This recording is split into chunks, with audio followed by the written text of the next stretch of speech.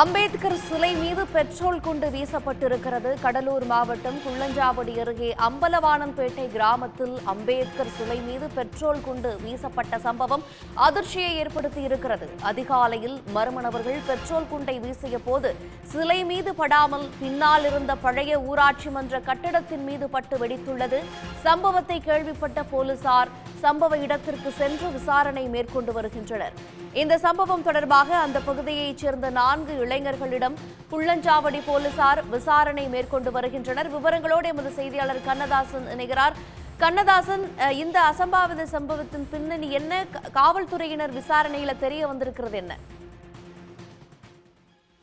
கடலூர் மாவட்டம் குள்ளஞ்சாவடி அருகே அம்பலவானன்பேட்டை கிராமத்தில் அம்பேத்கர் சிலை அமைந்துள்ளது. அதிகாலையில் அங்கு வந்த சில மர்ம நபர்கள் அந்த சிலை மீது பெட்ரோல் குண்டு வீசியுள்ளனர். ஆனால் அந்த பெட்ரோல் குண்டு சிலை மீது படாமல் அருகில் இருந்த பழைய ஊராட்சி மன்ற கட்டிடத்தின் மீது பட்டு வெடித்துள்ளது. இதனால் சிலைக்கு எந்தவித சேதமும் அடையவில்லை.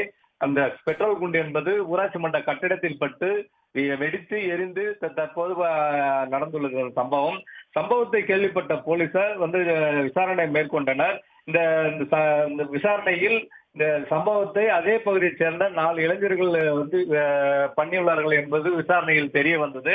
இதனை அடுத்து அந்த 4 இளைஞர்களை பிடித்து தற்போது விசாரணை மேற்கொண்டு வருகின்றனர்.